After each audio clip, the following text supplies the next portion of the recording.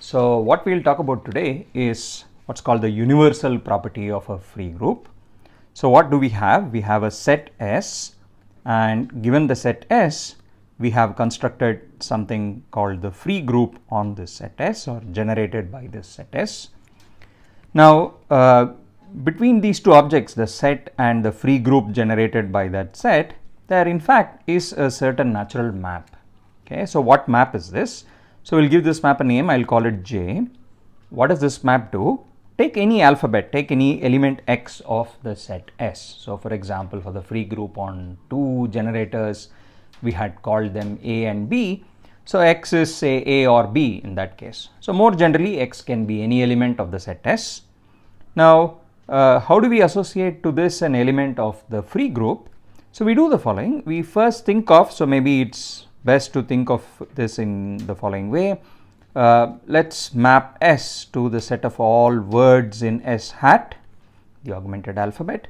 What map is this? Well, the element X first is going to map to the word X. So think of this as just the word X. It's got length 1.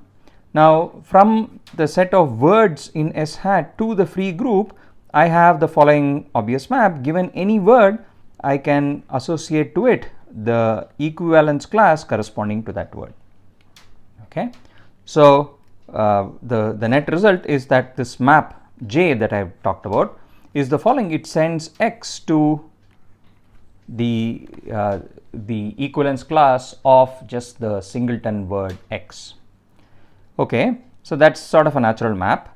So for instance, if we take the free group on two generators that we talked about, so this is, let's illustrate this.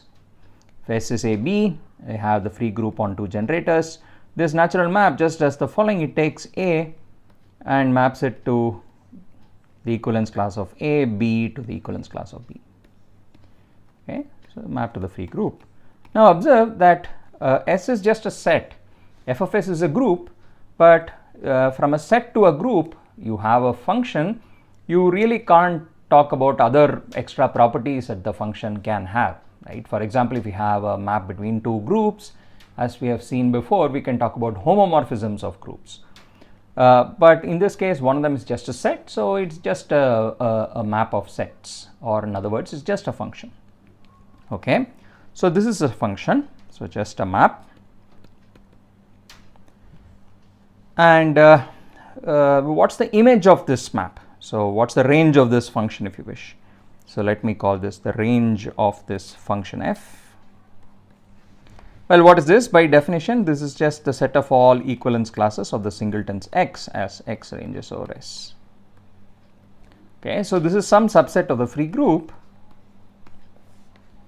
And here's the first important observation, that this subset range of S, so here's the, let's call this a proposition. So here's a proposition.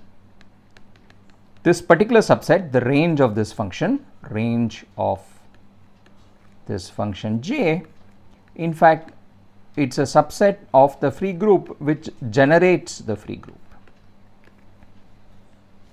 Okay, in other words, if you recall, we had this notation which said given any subset, in this case the range of J, the subgroup generated by that subset, which means the intersection of all subgroups of Fs which contain that subset, that subgroup, the subgroup generated by this, is in fact the whole group. That's what we mean by saying it generates this.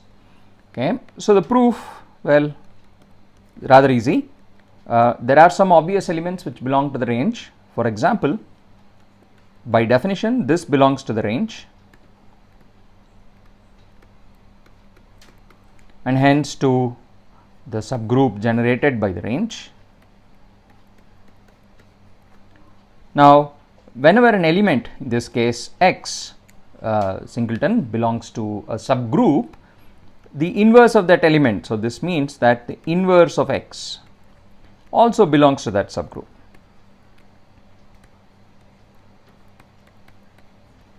Okay, but observe the inverse of X, as we have already seen, is nothing but the equivalence class of the word x prime. Okay, so what does this mean? This means that x prime also belongs to the range of J. Okay, so we have identified two very important classes of elements. One is x itself, the other is x prime. So all of these guys belong to the range of J. Okay, and this is true for every x in the alphabet S. So in particular, if your alphabet only had two elements A and B, what we are saying is that the A, B as well as A prime, B prime, all four of these belong to the subgroup generated by the range of this function. Okay, now that's more or less all we need. As soon as you have these four types of elements, I mean we have these two types of elements x and x prime, this automatically means that everything else belongs.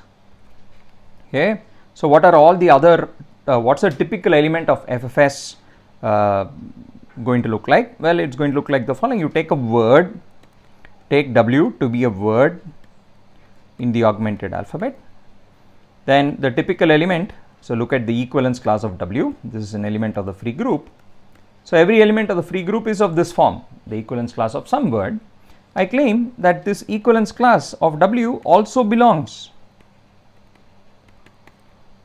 to the subgroup generated by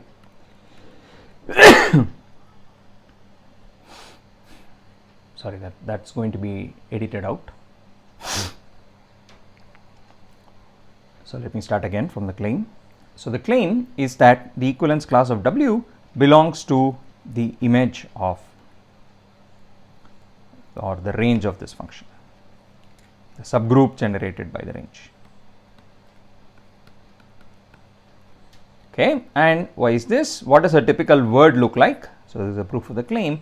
So imagine, what does a word look like? So let me just describe the basic idea and leave the formal writing out of this argument to you. So for example, if we were in the free group on two generators case, here is an example. Say maybe this is a typical word, maybe the word looks like this.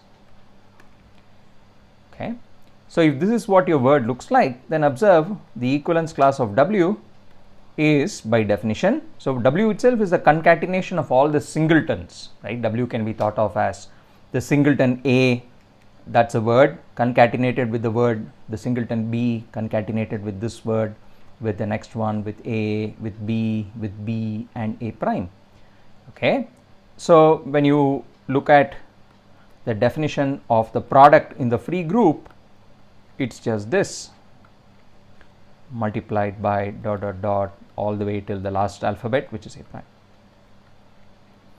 Okay, so the equivalence class of W is nothing but the product of equivalence classes of singletons, just words of length 1, and each singleton is of the form either A or A prime or B prime, right? So more generally, if you would write this proof out for the case of an arbitrary set S, each W would be written as a product, a similar product, in which each alphabet which occurs, each letter which occurs is either an element x of the alphabet or of the form x prime for some x in the alphabet. Okay, just like what we see here. So what does that mean? But now observe each of these guys. We have just proved that A belongs to, right? So we've just shown that A is an element of the image of J or the range of J. B, the singleton, belongs to the range. A prime belongs to the range. B prime, if it occurs, belongs to the range, and so on, right? So in this case, we have shown that each one of the singletons is an element of the subgroup generated by the range. And so if each element is in the subgroup, the product is of course in the subgroup. Okay, so this means that because it's a product, it belongs to the subgroup generated by the range of J. Okay, so the key idea here is really the first step. So this is more or less it. Once you show that the singletons are there in the subgroup generated by the range, then every word is automatically there, because a word is really a product of singletons. Okay, so what does that mean? That means that finally we have shown that W belongs to the subgroup generated by the range of J, and so that means every element of the free group itself is contained in the range, but of course the subgroup generated by the range. But the reverse inequality is of course true. The subgroup generated by the range is always, I mean, after all, by definition, it's a subgroup of the free group. So this is obvious. And so we have inequalities, or rather the subset sign going both ways, which means these two are actually equal. So the free group is equal to the subgroup generated by the range of this special map J. Okay, and in some sense, this is the sense in which we say that the free group is the group generated by the set S. We identify the set S in some sense with the range of this map J. Okay. Now let's go on to the universal property itself. So this is sort of the first step in some sense. Now let's move on to the universal property. So call this.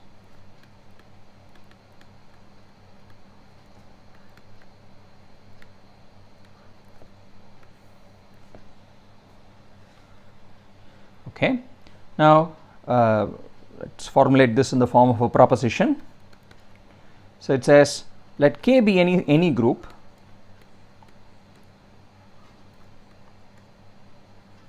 and F from the original set S to K be any function, just a map of sets. Okay, so just given this data, then there exists a unique, so there are two parts to this. There exists and unique, so existence and uniqueness, group homomorphism,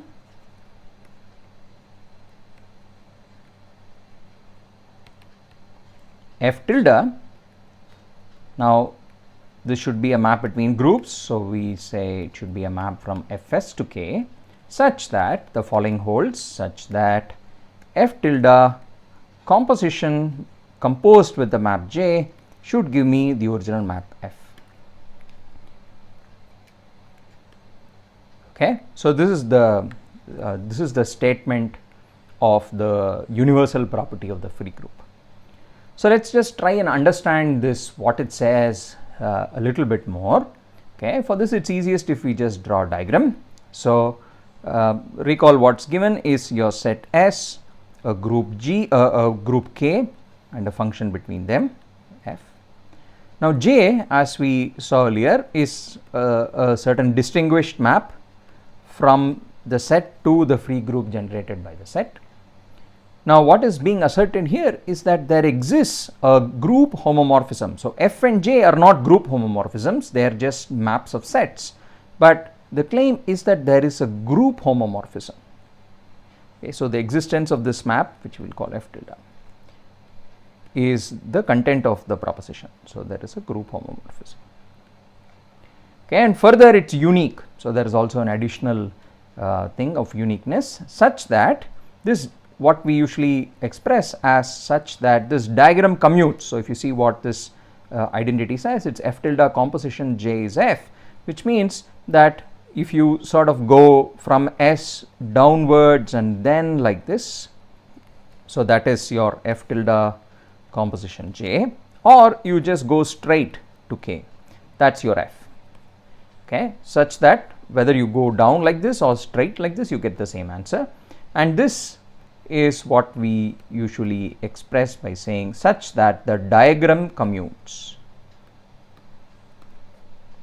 Okay, which diagram? The one that I've just drawn. Okay, so the key assertion here is the existence and uniqueness of a group homomorphism, which makes this diagram commute. Okay, so let's try and prove this. The proof itself is rather easy. In some sense, everything about the proof is already forced, it's all determined. So we just have to follow what's required to be satisfied by the function F tilde. So let's start here. So maybe for concreteness, let me illustrate the proof again for the case. So let me just say, for concreteness, I will illustrate the proof for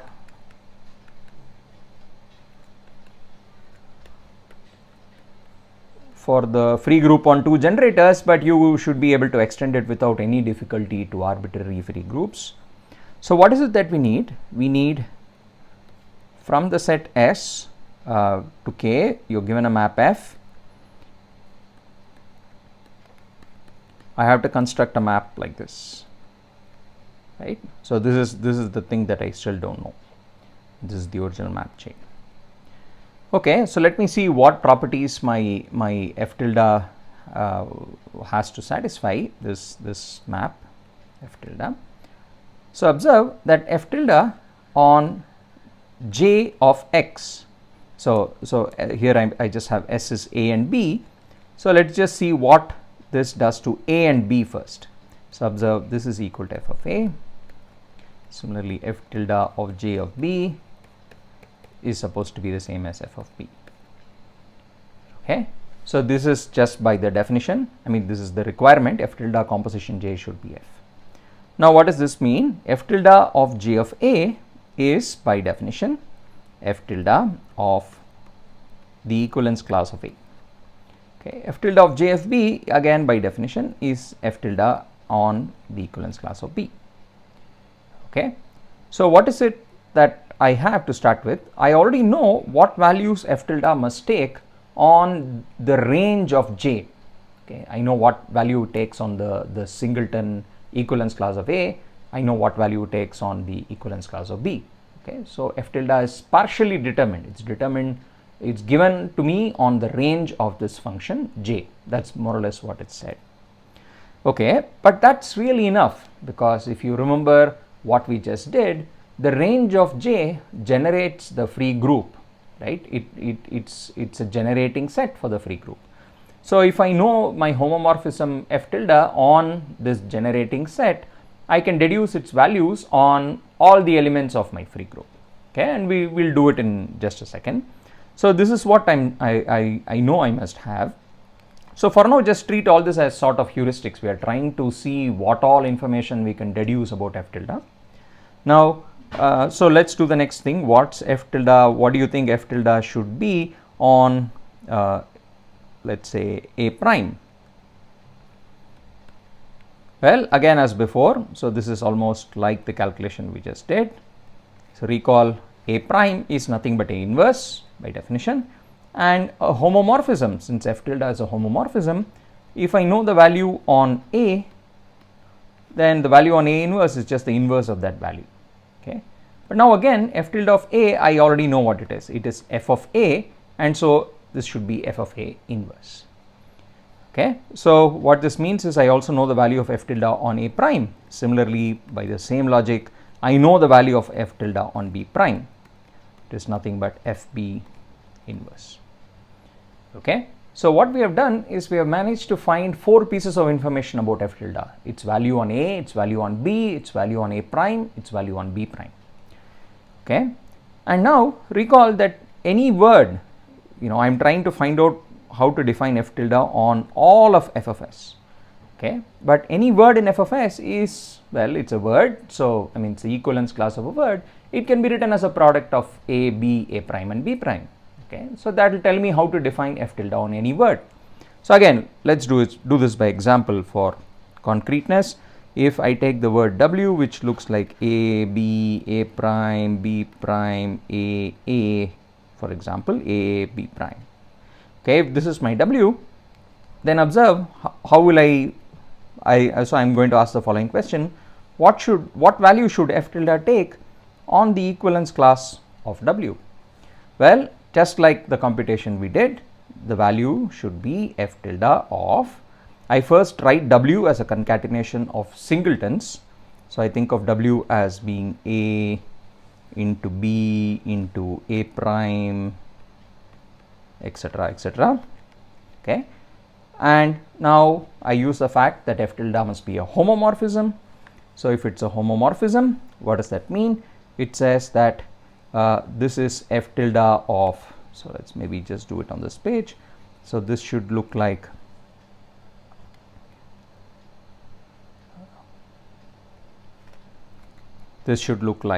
f tilde of A, f tilde of B, This is just the homomorphism property, f tilde of A prime, etc. Okay, but then each of those we know the answers to those, right? So for example, this is just let's do this. So the answer is going to be f tilde of A is f of A, f tilde of B is f of B, f tilde of A prime is f of A inverse, f tilde of B prime f of B inverse. Next was A, f of A. Let's go back up and check. So this was A, B, A prime, B prime, A, and B prime. So the last guy is a B prime. So this is FB inverse. Okay.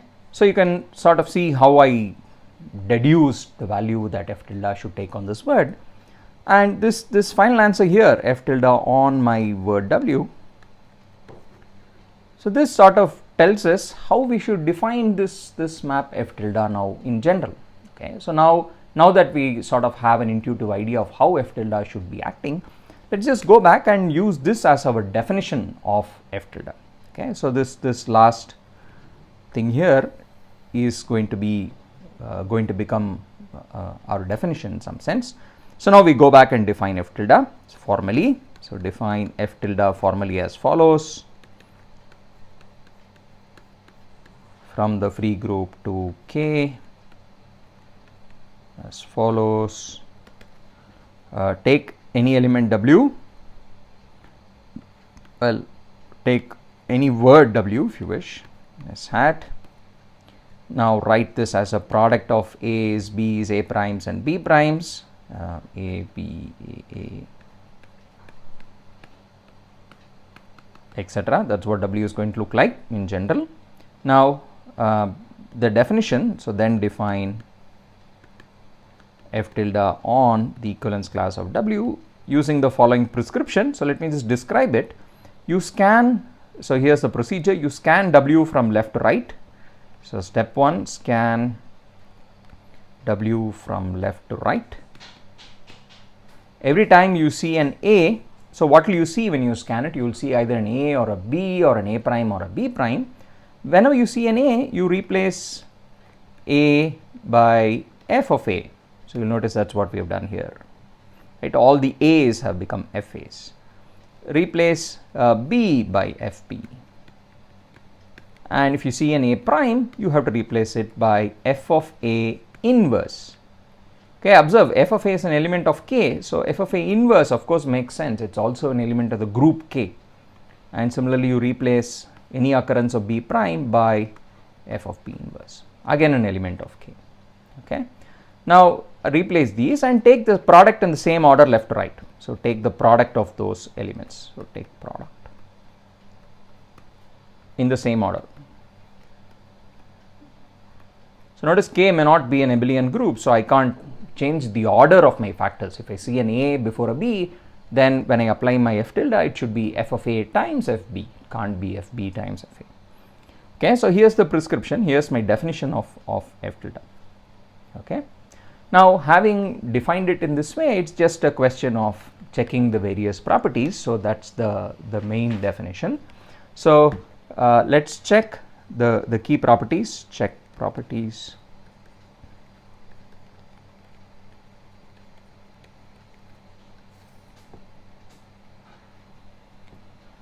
Okay, so what all will we have to check? Firstly, there is well-definedness. Okay, we have to check well-definedness because remember we have defined f tilde on the equivalence class of a word W. So well-definedness just means the following.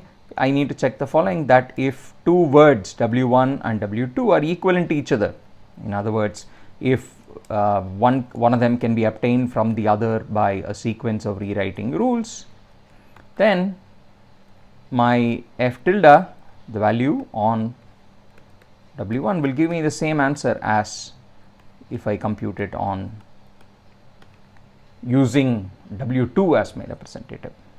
Okay, and so let me just sketch the proof. Again, I will leave this as the formal writing as an exercise to you.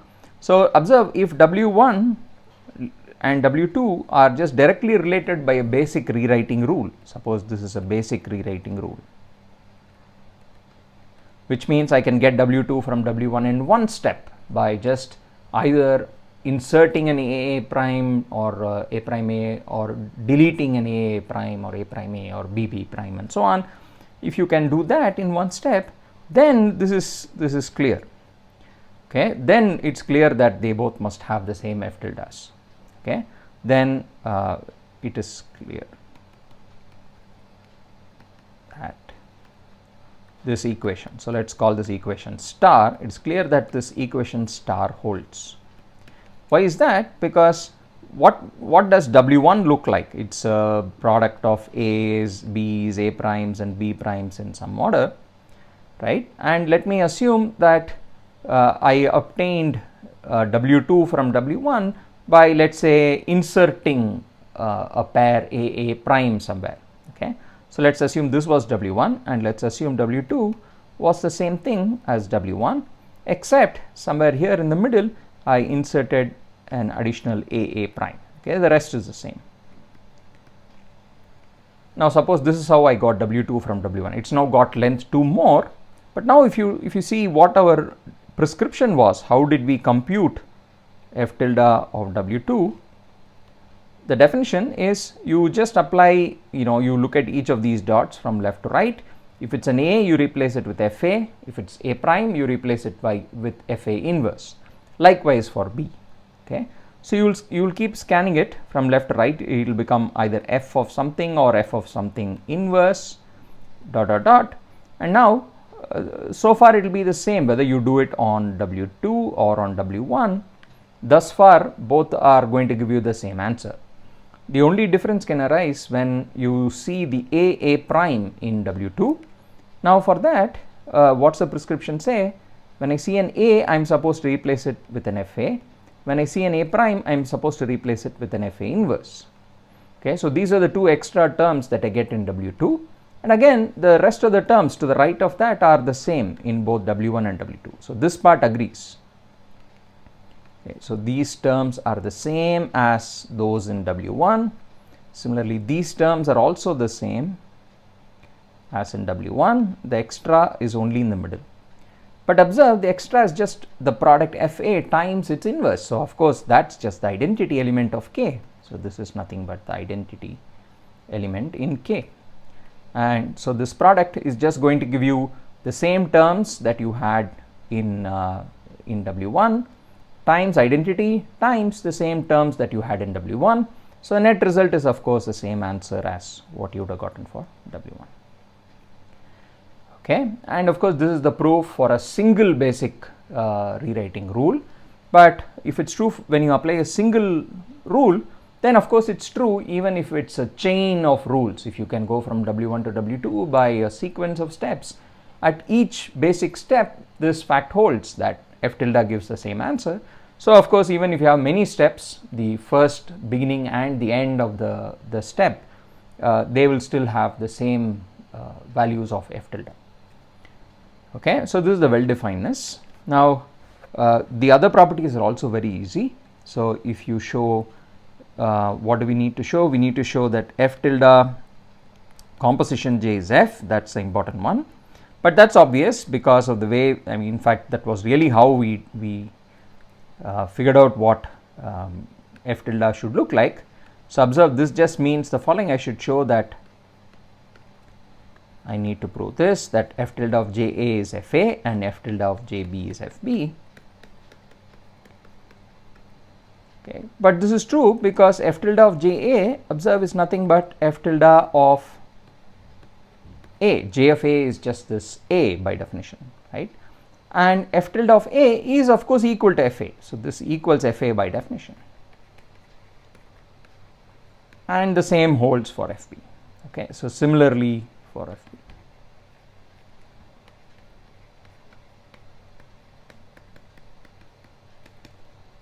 Okay, so that's this property. Now of course the other important ones are to show it's a homomorphism.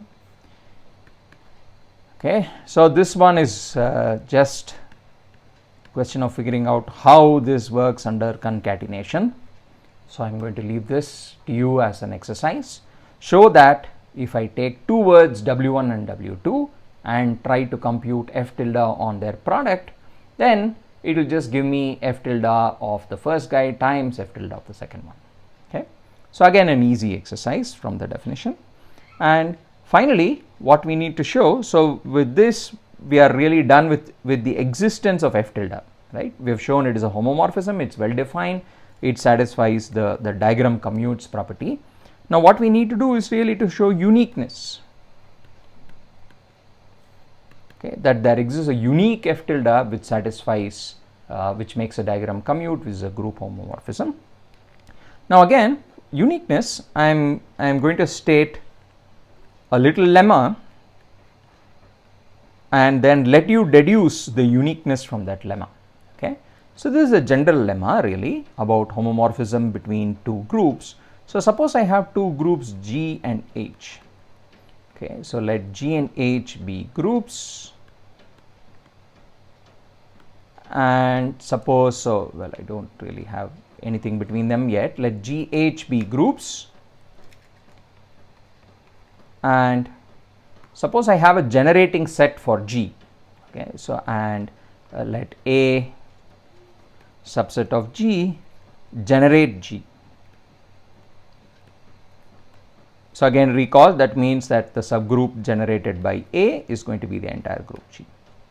Okay, now let suppose I have two homomorphisms, so let F1 and F2 be homomorphisms, homs from G to H. Then if F1 and F2 agree on A, if F1 of A equals F2 of A for all A in A, then they agree on all of G, then F1 of G is equal to F2 of G for all G in G.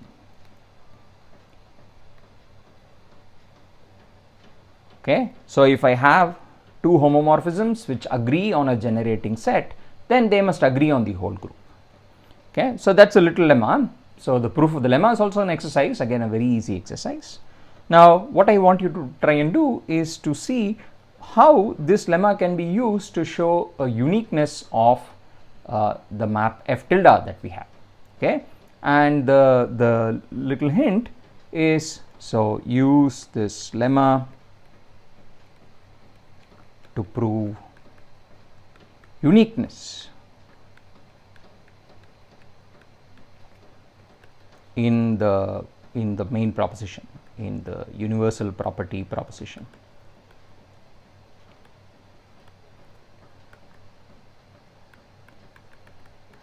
Okay, and the hint here, recall, is, well, the hint is the following: recall that the range of the map J, so that's the important thing here, this guy generates the free group. This is what we proved first. So here's a generating set, and if two homomorphisms agree on a generating set, then they must agree everywhere. Okay, so show that for uniqueness, what you'll have to try and show is that if I have two homomorphisms f1 tilde f2 tilde, both of which make the diagram commute, then those two homomorphisms agree on the range of J. Okay, and hence by this lemma they agree everywhere. Okay, okay, so we'll talk about applications of this universal property next time.